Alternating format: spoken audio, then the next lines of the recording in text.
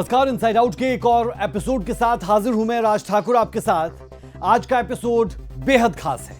खास इसलिए क्योंकि हम बात करने वाले हैं भारत की उस ताकत की जिसकी वजह से आज भारत पर नजर उठाने से पहले बड़े से बड़े शक्तिशाली मुल्क 100 बार सोचते हैं।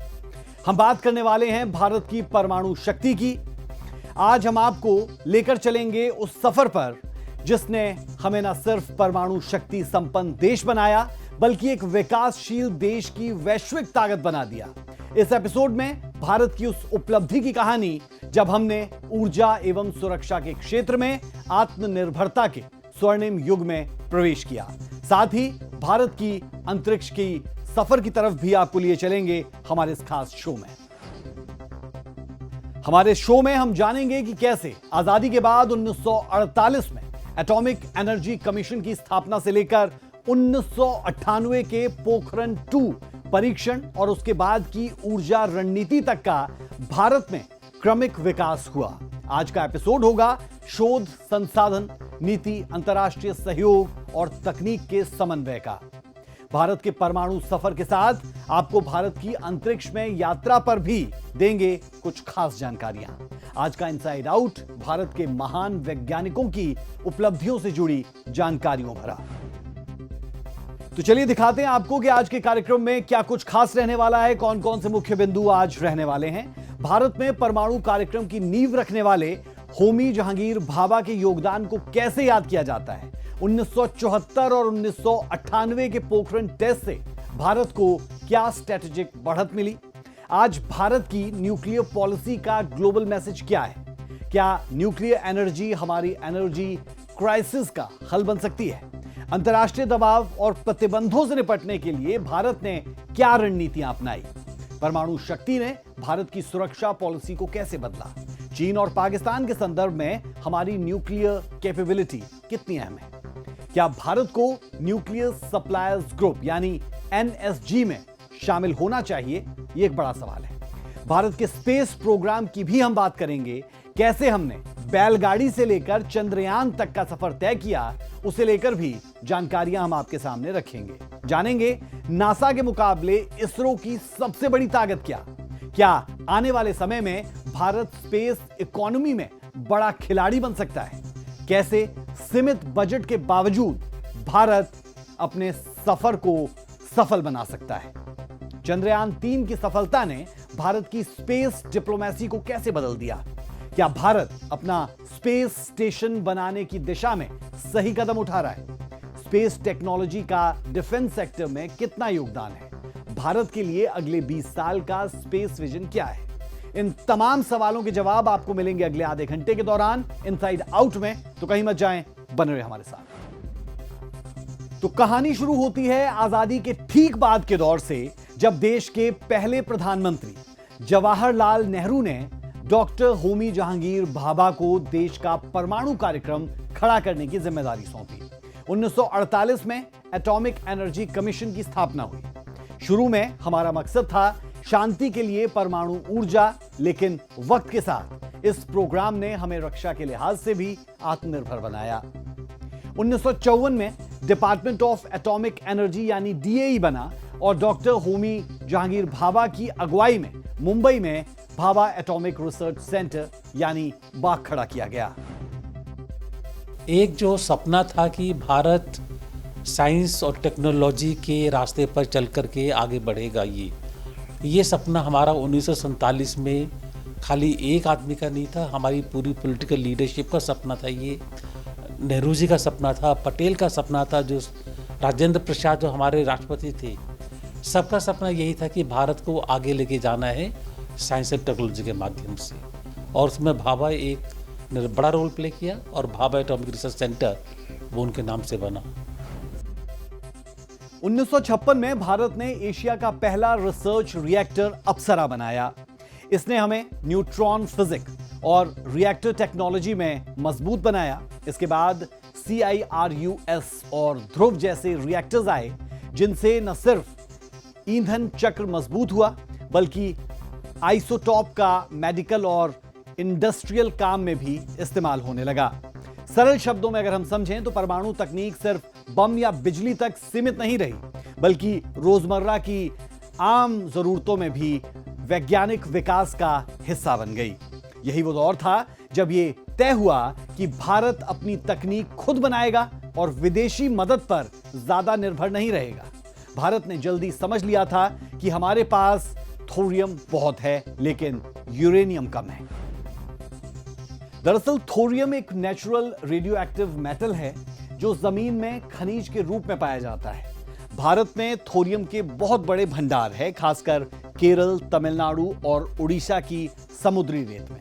लेकिन समस्या यह है कि थोरियम खुद सीधे ऊर्जा पैदा नहीं करता, लेकिन रिएक्टर में बदलकर यह यूरेनियम 233 में परिवर्तित हो जाता है, जो ईंधन के तौर पर इस्तेमाल किया जा सकता है। इस वजह से थोरियम को भविष्य की परमाणु ऊर्जा का आधार माना जाता है। इसी वजह से भारत ने तब 3 स्टेजेस की रणनीति बनाई। पहली स्टेज प्राकृतिक यूरेनियम से बिजली और प्लूटोनियम बनाना। दूसरी स्टेज थी फास्ट ब्रीडर रिएक्टर से प्लूटोनियम का दोबारा इस्तेमाल और थोरियम को यूरेनियम 233 में बदलना। तीसरी स्टेज थी यूरेनियम 233 और थोरियम से चलने वाले उन्नत रिएक्टर, जो हमें लंबे समय तक सस्ती और सुरक्षित बिजली देंगे। इस प्रक्रिया के जरिए भारत आने वाले दशकों में ऊर्जा के मामले में पूरी तरह से आत्मनिर्भर हो जाएगा। बहरहाल आगे बढ़ते हैं। तमाम प्रयोगों, शोध, संशोधन के बाद आया वो दिन, यानी 18 मई 1974। यही वो तारीख थी जब राजस्थान के रेगिस्तान में पोखरण के मैदान पर इतिहास लिखा गया। भारत ने अपना पहला परमाणु परीक्षण किया, जिसे नाम दिया गया स्माइलिंग बुद्धा। भारत के इस कदम से दुनिया हैरान रह गई, क्योंकि किसी को उम्मीद नहीं थी कि भारत इतनी जल्दी परमाणु तकनीक में इतना आगे बढ़ जाएगा। भारत सरकार ने इसे शांतिपूर्ण परमाणु परीक्षण बताया, यानी ये परीक्षण ऊर्जा और शोध के लिए किया गया था, हथियार बनाने के लिए नहीं। लेकिन असल संदेश साफ था, अब भारत के पास वो तकनीक और क्षमता आ गई थी जो उसे दुनिया में रणनीतिक ताकत देती। यानी अगर देश की सुरक्षा को खतरा हुआ तो भारत खुद को बचाने में सक्षम है। इस परीक्षण के बाद दुनिया ने भारत को एक गंभीर वैज्ञानिक और सामरिक शक्ति के रूप में देखना शुरू कर दिया। 1974 इसलिए इम्पोर्टेंट है कि हमारी आर्थिक व्यवस्था उस टाइम पर काफ़ी कमज़ोर थी। 1998 वाली हालत में नहीं थी कि हम लोगों ने अपनी रिफॉर्म्स करके एक तकरीबन स्टेबलाइज हो गई थी। लेकिन 1974 में तो हम जो बांग्लादेश युद्ध से बाहर आए थे, तो उसके बाद में जो फूड डेफिसिट थे, काफ़ी दिक्कतें थी उस टाइम पर हमको। लेकिन उसके बावजूद में हमने ये किया था बताने के लिए कि हमको अपने स्ट्रेटेजिक ऑब्जेक्टिव से कोई रोक नहीं सकता है। अगर हमारी एक उद्देश्य है कि हमें न्यूक्लियर एनर्जी प्रोग्राम को आगे बढ़ाना है, तो हम बढ़ाएंगे ही। हालांकि इसका नुकसान भारत को यह हुआ कि पोखरण के बाद कई देशों ने भारत पर कड़े प्रतिबंध लगा दिए। टेक्नोलॉजी, उपकरण, ईंधन, सब कुछ रोक दिया गया। लेकिन भारत ने हार नहीं मानी। हमारे वैज्ञानिकों ने स्वदेशी तकनीक पर काम किया। इसी दौर में हमारे प्रेशराइज्ड हैवी वाटर रिएक्टर्स विकसित हुए, यूरेनियम संवर्धन तकनीक पर काम बढ़ा और थोरियम रिसर्च की नींव रखी गई। यही संघर्ष हमें आगे और मजबूत बनाता गया। स्माइलिंग बुद्धा के करीब 24 साल बाद 1998 में प्रधानमंत्री अटल बिहारी वाजपेयी के नेतृत्व में भारत ने पोखरण 2 यानी ऑपरेशन शक्ति किया।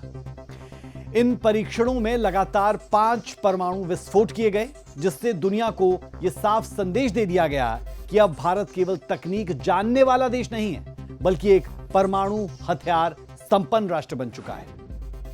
इसके बाद में कम से कम यूएसए के लिए भी और यूरोप के लिए भी ये साफ जाहिर हो गया कि वो भारत को एक जो कहते हैं आर्टिफिशियल या ये डुप्लिसिटी नहीं चलेगी कि हमारे लिए तो न्यूक्लियर वेपन सही है, आपके लिए सही नहीं है। अगर आपके लिए सिक्योरिटी की ज़रूरत है, आप मत बनाइए, हम भी नहीं करेंगे, आप भी मत बनाइए। आपके लिए कोई सिक्योरिटी अम्ब्रेला भी नहीं है, आप कर भी नहीं सकते हैं। हाँ, हमारे लिए सही है ये। तो चैलेंज था। हम इसीलिए हमने न्यूक्लियर प्रोलिफरेशन ट्रीटी भी साइन नहीं करी थी कि जब तक कि स्टैंडर्ड सबके लिए सेम नहीं होंगे, हम इस पर साइन नहीं करेंगे।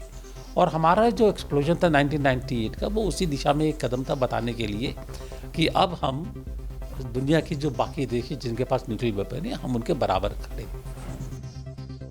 इसके बाद भारत ने अपनी न्यूक्लियर डॉक्ट्रिन बनाई। इससे साफ हो गया कि Bharat no first use policy पर चलेगा, यानी भारत कभी पहले परमाणु हमला नहीं करेगा, लेकिन अगर किसी ने हमला किया तो परमाणु हमले का जवाब पूरी ताकत के साथ भारत देगा। यानी यह नीति सुरक्षा और शांति दोनों को साथ लेकर चलती है। भारत किसी को डराता नहीं, लेकिन खुद की रक्षा करने की पूरी क्षमता रखता है। देखिए, चीन हमसे बहुत आगे है, इसमें कोई दो राय नहीं है। पाकिस्तान कहता है वो हमसे आगे, पर वो आगे नहीं है। और न्यूक्लियर वॉरहेड्स में बराबरी है। कोई कई रीडिंग्स कहती है पाकिस्तान के वॉरहेड ज़्यादा है, कोई हमारी कहता है, उससे फ़र्क नहीं पड़ता। हमारी कैपेबिलिटी ज़्यादा है। हमारे न्यूक्लियर वॉरहेड्स कम भी कर दें फिर भी हम कैचअप कर सकते हैं। हमारे को न्यूक्लियर खनिज जो यूरेनियम और बाकी चीज़ों की जो ज़रूरत पड़ती है वो हमारे एक्सेस ज़्यादा है। पर एक बात हमें ध्यान देना चाहिए, हमारी नीति सदैव ये रहे कि किस तरीके से डीन्यूक्लियराइजेशन ऑफ द वर्ल्ड की तरफ हम अपना आवाज़ उठानी चाहिए। न्यूक्लियर वेपन्स का कम से कम इस्तेमाल हो, उसका चांसेस कम से कम हो, उनकी डेवलपमेंट कम से कम हो, भारत को उसकी तरफ ध्यान देना चाहिए। भारत ने अपनी परमाणु तकनीक को सिर्फ हथियारों तक सीमित नहीं रखा। आज हमारे पास 23 न्यूक्लियर रिएक्टर हैं, जो लगभग 8 गीगावाट बिजली पैदा करते हैं। हमारे PHWR रिएक्टर पूरी तरह स्वदेशी है। काकरा पावर प्लांट, जो कि गुजरात के सूरत जिले में है, रावत भाटा प्लांट राजस्थान के चित्तौड़गढ़ जिले में है। इसी तरह तारापुर प्लांट, जो कि महाराष्ट्र के पालघर जिले में स्थित है। तमिलनाडु के तरुणेलवेली जिले में कुडनकुलम जैसे प्लांट आज मौजूद है और भारत की जरूरत को पूरा कर रहे हैं। भारत सरकार का लक्ष्य है 2030 तक न्यूक्लियर पावर को 22 गीगावाट तक ले जाना। अभी भारत के पास लगभग 7.5 गीगावाट के आसपास की न्यूक्लियर पावर क्षमता है, जो कुल बिजली उत्पादन का छोटा हिस्सा है। लेकिन नए रिएक्टर प्रोजेक्ट्स में विस्तार कार्य पूरे होने के बाद यह क्षमता तेजी से बढ़ेगी। सरकार का उद्देश्य है कि स्वच्छ, स्थिर और घरेलू स्रोत वाली ऊर्जा बढ़ाई जाए, ताकि कोयले पर निर्भरता कम हो और बढ़ती बिजली की जरूरतें पूरी। साल 2005 में भारत अमेरिका के बीच 123 एग्रीमेंट हुआ।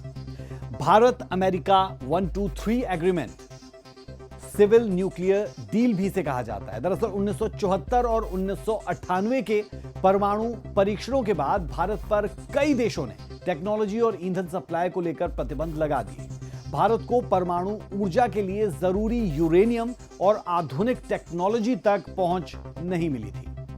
भारत को अपनी बढ़ती बिजली की जरूरतें पूरा करने के लिए न्यूक्लियर पावर की जरूरत थी, लेकिन प्रतिबंधों की वजह से मुश्किलें थी। इसी बीच अमेरिका ने पहल की और बातचीत शुरू की, ताकि भारत को शांतिपूर्ण उद्देश्यों के लिए परमाणु तकनीक और ईंधन मिल सके। इस समझौते के तहत अमेरिका भारत को न्यूक्लियर ईंधन और रिएक्टर टेक्नोलॉजी देगा। भारत अपने सिविल न्यूक्लियर रिएक्टर्स को इंटरनेशनल एटॉमिक एनर्जी एजेंसी की निगरानी में रखेगा। भारत के मिलिट्री रिएक्टर इस डील से बाहर रहेंगे। समझौतों के बाद भारत को यूरेनियम की सप्लाई और अंतर्राष्ट्रीय टेक्नोलॉजी मिलने लगी। न्यूक्लियर पावर प्लांट्स की क्षमता बढ़ाने में मदद मिली। दुनिया में भारत को एक जिम्मेदार परमाणु शक्ति के रूप में मान्यता मिली। यानी 123 एग्रीमेंट ने भारत के लिए ऊर्जा क्षेत्र के दरवाजे खोल दिए, जो कई दशकों तक बंद थे। साल 2008 में तब एक और नया मोड़ आया, जब NSG यानी न्यूक्लियर सप्लायर्स ग्रुप ने भारत को परमाणु व्यापार की इजाजत दे दी। भारत के लिए यह फैसला गेम चेंजर साबित हुआ। न्यूक्लियर सप्लायर्स ग्रुप दुनिया के उन 48 देशों का ग्रुप है जो परमाणु ईंधन और टेक्नोलॉजी का व्यापार नियंत्रित करते हैं। ये तय करते हैं कि कौन सा देश न्यूक्लियर मटेरियल खरीदेगा या फिर बेचेगा। दरअसल 1974 के परीक्षण के बाद भारत पर न्यूक्लियर टेक्नोलॉजी और ईंधन की पाबंदी लगा दी गई थी। कोई भी देश भारत को न्यूक्लियर ईंधन या रिएक्टर टेक्नोलॉजी नहीं बेच रहा था। अमेरिका के साथ 123 एग्रीमेंट के बाद एनएसजी ने भारत को खास छूट दी। इस छूट के बाद भारत अब वैश्विक बाजार से वो तमाम चीजें खरीद सकता था जिस पर उसे पहले प्रतिबंध झेलना पड़ रहा था। यानी वैश्विक बाजार में न्यूक्लियर ईंधन और टेक्नोलॉजी वो खरीद सकता था। फ्रांस, रूस, कनाडा जैसे देशों से भी न्यूक्लियर रिएक्टर और ईंधन मिलने लगे।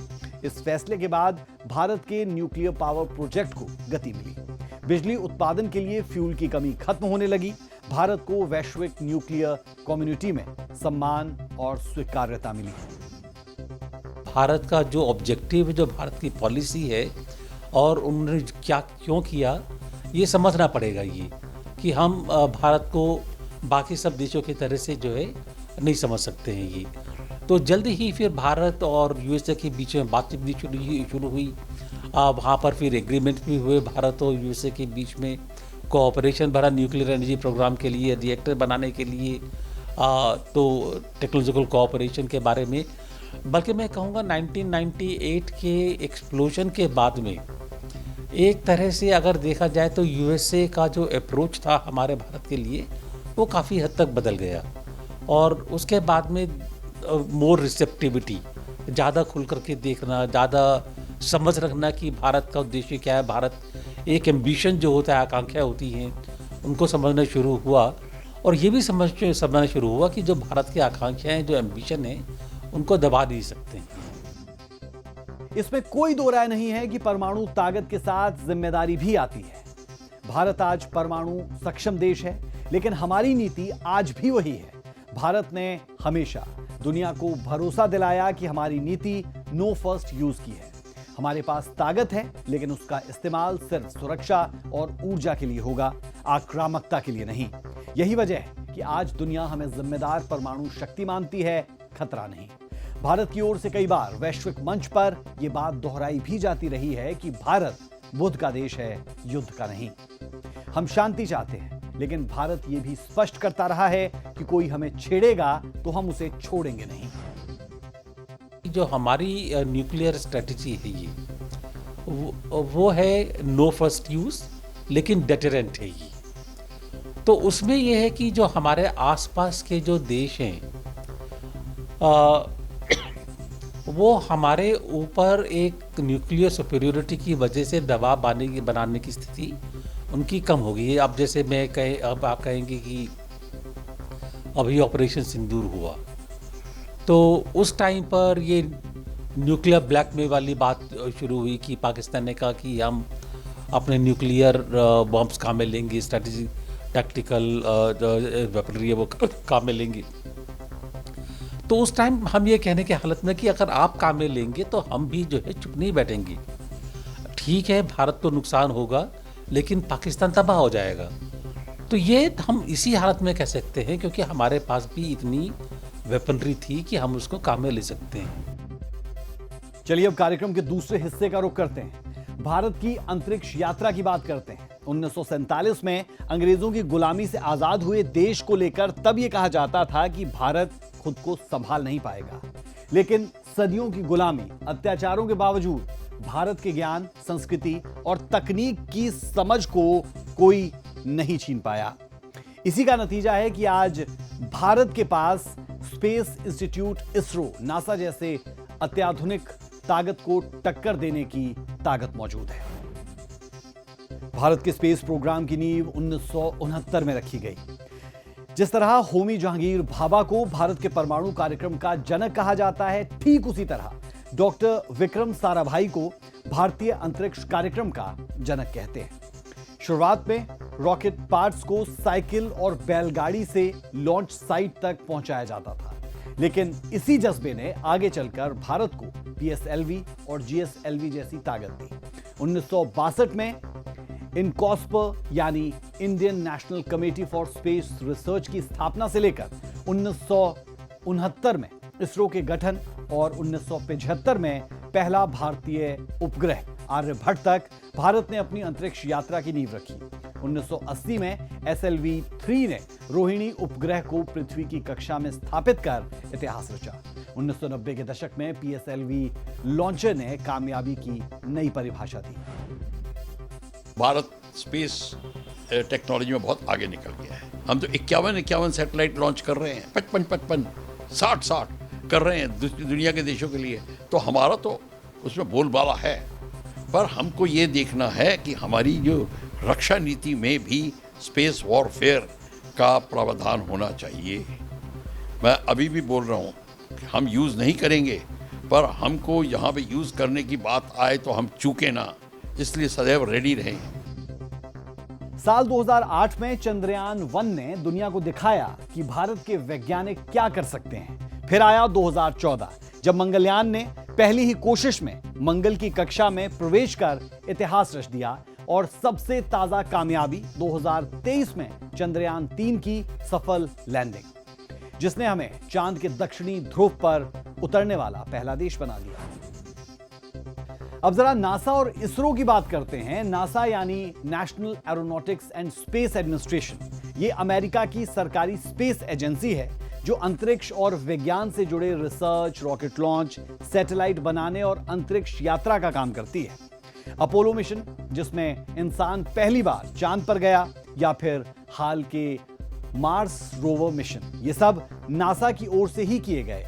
हम नासा से बेहतर तो नहीं है, लेकिन उससे कम भी नहीं है। ऐसा इसलिए कहा जाता है क्योंकि भारत ये गर्व से कह सकता है कि सीमित संसाधनों में हम वो सब कुछ कर रहे हैं जो आधुनिक स्पेस एजेंसियां करने में सक्षम नहीं है। नासा का सालाना बजट करीब $25 बिलियन का है, जबकि इसरो का बजट सिर्फ $1.5 बिलियन के आसपास। लेकिन इन सीमित संसाधनों में भी इसरो ने वो कर दिखाया है जो कई बड़े देश नहीं कर पाए हैं। मंगलयान मिशन की लागत हॉलीवुड की फिल्म ग्रेविटी से भी कम रही, और ये हमारे वैज्ञानिक दक्षता का सबसे बड़ा सबूत है। हालांकि आज नासा और इसरो दोनों मिलकर काम भी करते हैं। नासा के साथ भारत का पहला संयुक्त मिशन निसार जुलाई 2025 में लॉन्च हो चुका है। ये हर 12 दिन में पूरी पृथ्वी का मैप बनाएगा और जलवायु परिवर्तन, जिसमें जंगलों, समुद्री बदलावों पर डेटा एकत्रित करेगा। ये मिशन भारत की तकनीकी क्षमता और अंतर्राष्ट्रीय सहयोग दोनों का सबूत है। आप ये कहें कि हम नासा से कंपेयर करेंगे, कोई ज़रूरत नहीं है। आपकी रिक्वायरमेंट अलग है, अमेरिका की रिक्वायरमेंट अलग है। अमेरिका हर जगह जाके अपनी लड़ाई फैला रहा है और वहाँ अपनी प्रोटेक्शन की बात कर रहे हैं। हम कहीं लड़ाई नहीं फैला रहे, हम अपनी जहाँ हैं वहाँ रक्षा कर रहे हैं। अमेरिका के तो कहीं अटैक आएगा नहीं, पर अब अमेरिका को भी चिंता है कि मिसाइल्स पहुँचेंगी। चाइना के पास हैं 8-10 हज़ार से 12,000 किलोमीटर की, हमारे पास हैं, तो अब उनको भी डर लगने लगा है, तो वो भी अपना शेल्टर्स वगैरह बना रहे हैं। उनको भी प्रॉब्लम आ रही है, पर नासा की कैपेबिलिटी अभी बहुत ज़्यादा है, तो और हमारी इसरो की कैपेबिलिटी कैचअप कर रहे हैं। पर मैं इस समय कंपेयर नहीं करूँगा, इसमें ये व्यर्थ होगा। आज इसरो का फोकस गगनयान, आदित्य L1 और मानव युक्त मिशनों पर है। आने वाले वक्त में भारत सिर्फ चांद या मंगल तक नहीं, बल्कि स्पेस स्टेशन बनाने की दिशा में भी कदम बढ़ा रहा है। वहीं परमाणु तकनीक के मोर्चे पर हम बिजली उत्पादन, मेडिकल रिसर्च और डिफेंस सेक्टर में नई ऊंचाइयां छू रहे हैं। भारत के न्यूक्लियर सफर के कुछ करंट फैक्ट्स और इवेंट्स आपको जरा बताते हैं। आज की तारीख में भारत को न्यूक्लियर पावर क्षमता 8.8 गीगावाट तक पहुंच चुकी है। यह आंकड़ा 2014 के मुकाबले लगभग 2 गुना है और लक्ष्य इससे भी बड़ा है। सरकार ने ऐलान किया है कि 2047 तक भारत की न्यूक्लियर पावर क्षमता को 100 गीगावाट तक पहुंचाया जाएगा। इतना ही नहीं, इस साल बजट में न्यूक्लियर एनर्जी मिशन फॉर विकसित भारत लॉन्च किया गया, जिसके तहत 2033 तक 5 छोटे लेकिन हाईटेक SMRs यानी स्मॉल मॉड्यूलर रिएक्टर्स बनाए जाएंगे। ये तकनीक भारत को न सिर्फ ऊर्जा के क्षेत्र में आत्मनिर्भर बना देगी, बल्कि प्रदूषण रहित बिजली के उत्पादन में भी मदद करेगी। सरकारी कंपनियां भी इसमें तेजी से आगे बढ़ रही है। NTPC अब 15 गीगावाट के नए रिएक्टर प्रोजेक्ट्स के लिए वैश्विक साझेदार खोज रही है। साफ है कि आने वाले सालों में भारत न्यूक्लियर एनर्जी के मोर्चे पर दुनिया की गिनती में सबसे आगे खड़ा होगा। चलिए बात उस मुद्दे की भी करते हैं जो अक्सर चर्चा में रहता है, यानी न्यूक्लियर सप्लायर्स ग्रुप यानी NSG की सदस्यता। 2025 में हालात ये रहे कि अभी भारत NSG का हिस्सा नहीं बन पाया है। ये हम बात कर रहे हैं अंतरिक्ष के परिप्रेक्ष्य में, क्योंकि भारत ने एनपीटी पर सिग्नेचर नहीं किए, लेकिन अब माहौल बदल चुका है। न्यूजीलैंड जैसे देशों ने भारत को लेकर रुख नरम किया और IAEA के चीफ तक ने यह खुद कहा कि भारत जैसे जिम्मेदार परमाणु ताकत को NSG में जगह जरूर मिलनी चाहिए। यह संकेत साफ है कि आने वाले समय के लिए समय बेहतर है। अंतरिक्ष की दुनिया की बात करेंगे तो साल 2025 को इसरो ने आधिकारिक तौर पर गगनयान ईयर घोषित किया है। इस साल के आखिर में दिसंबर 2025 में पहला मानव रहित जीवन मिशन उड़ान भरेगा, जिसमें शामिल होगा भारत का अपना ह्यूमनाइड रोबोट व्योमित्रा। हाल ही में इसके पैराशूट सिस्टम का सफल एयर ड्रॉप टेस्ट किया गया, जिसने यह साबित कर दिया कि वापसी के वक्त सुरक्षा पुख्ता है। यही नहीं, इसरो ने अपने भविष्य की योजनाओं की झलक भी दिखा दी है। भारतीय अंतरिक्ष स्टेशन का मॉडल रिलीज किया गया है। आने वाले वर्षों में यह स्पेस स्टेशन भारत की मानवयुक्त अंतरिक्ष उड़ानों और स्पेस टूरिज्म दोनों का केंद्र होगा। आने वाले दिनों में इसरो दुनिया की सबसे लंबी रॉकेट बनाने की तैयारी में है। करीब 120 मीटर यानी 40 मंजिला इमारत जितनी ऊंचाई वाला रॉकेट, जो एक बार में 75 टन का पेलोड अंतरिक्ष में पहुंचा पाएगा। अगर इस पूरे मिशन की हम बात करते हैं तो यह मिशन भारत को स्पेस सेक्टर में नई ऊंचाइयों पर ले जाने के लिए बेहद जरूरी अहम कहा जा सकता है। स्पेस में भारत के आने वाले बड़े मिशन की अगर बात करें तो मंगलयान 2 2026 में मंगल की कक्षा में नया मिशन भेजने की तैयारी पूरे जोरों पर है। चंद्रयान 5 2026 में चांद के पोलर एक्सप्लोरेशन मिशन की योजना है और शुक्रयान 2028 में शुक्र ग्रह पर भारत का बड़ा कदम होने वाला है। तृष्णा मिशन यह भारत फ्रांस का संयुक्त मिशन होगा, जो धरती की तापमान मॉनिटरिंग में क्रांति लाएगा। यानी आने वाला समय भारत के लिए कई चुनौतियों से भरा तो होगा ही, लेकिन कई नई उपलब्धियां भी दरवाजे पर खड़ी है। चाहे वो पोखरण का रेतीला मैदान हो या फिर श्रीहरिकोटा का लॉन्च पैड, भारत ने बार बार साबित किया कि सीमित संसाधनों और वैश्विक दबावों के बावजूद मजबूत इरादे किसी भी मंजिल को पा सकते हैं। आज जब भारत की न्यूक्लियर पावर क्षमता बढ़ रही है और स्पेस में नए कीर्तिमान गढ़े जा रहे हैं, तब यह साफ दिखाता है कि आत्मनिर्भर भारत सिर्फ एक नारा भर नहीं है, बल्कि एक हकीकत है। भारत शांति का संदेश देते हुए शक्ति का प्रदर्शन कर रहा है और यही संतुलन हमें दुनिया में अलग पहचान दिलाता है। तो आज के हमारे इनसाइड आउट के इस खास शो में हमने आपको बताया कि कैसे परमाणु ताकत बनने से लेकर अंतरिक्ष तक का सफर भारत तय कर रहा है और आने वाले समय में क्या बड़ी उपलब्धियां इंतजार कर रही है। आज के लिए इनसाइड आउट में इतना ही, लेकिन कल फिर हाजिर होंगे एक नए टॉपिक के साथ और उस टॉपिक के तह तक जाकर आपके सामने हम रखेंगे इनसाइड आउट। इजाजत दें, नमस्कार।